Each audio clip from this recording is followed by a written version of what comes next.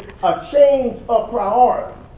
You know, initially when you got married sisters, you was, you know, your main focus was your children and being a homemaker.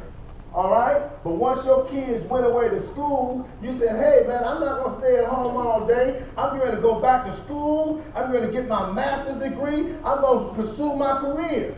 And maybe your husband don't like that. Every time he comes home, he wants his meal on the table. When he gets home at 5:30, he wants his dinner cooked. Come on. But because your priorities have changed, you're growing. Sometimes people grow apart because of changes in priorities. Y'all see that? Mm-hmm. All right, that's the reason that people get divorced. Let's move on. Let me give you some other reasons. Family strains. This leads to around 18% of all divorces. You have many reasons why families produce strenuous marriages. You know, sometimes it's just the fact that children put such a tremendous strain on a marriage, man. It'll break a marriage apart if you're not careful. Sometimes in-laws can put a strain on a marriage, can break a marriage apart. Y'all don't hear me.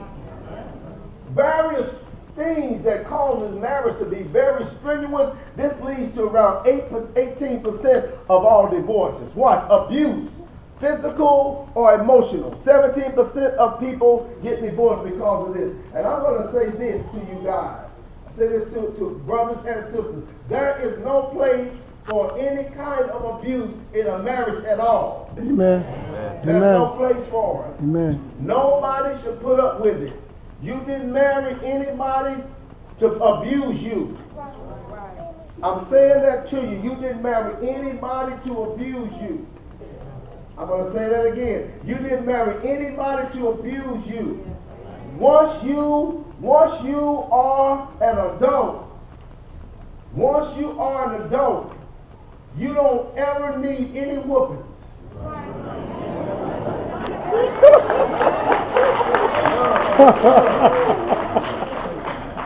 I don't understand where this stuff came from, man. You know, when he whooped me, he let me know he loved me. I don't understand that.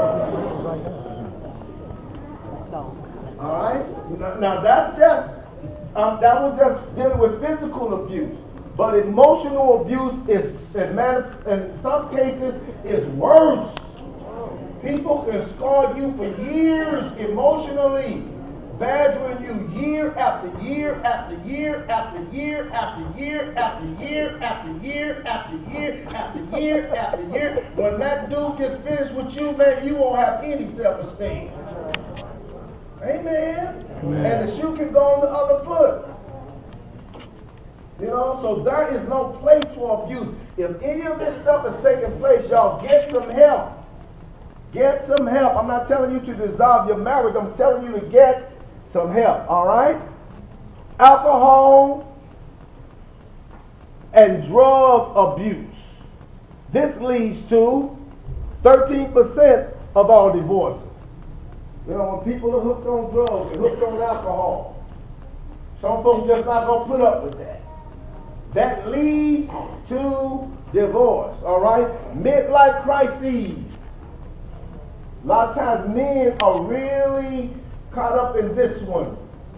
You know, you get to be 42 years old, 49 years old, 50, and some little old hot thing shake up behind in your face and tell you that you look distinguished, you smell good, and you start having delusions of grandeur.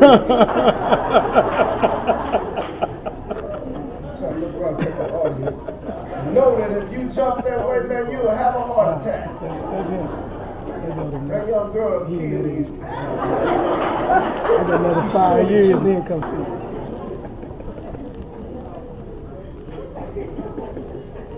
Midlife crisis. You know, dudes start buying, you know, fast cars. You know what I mean? Come on, start dyeing their hair. Try to look young, right? Nothing wrong with dyeing their hair, but they stay away from those young ladies, right? Midlife crisis.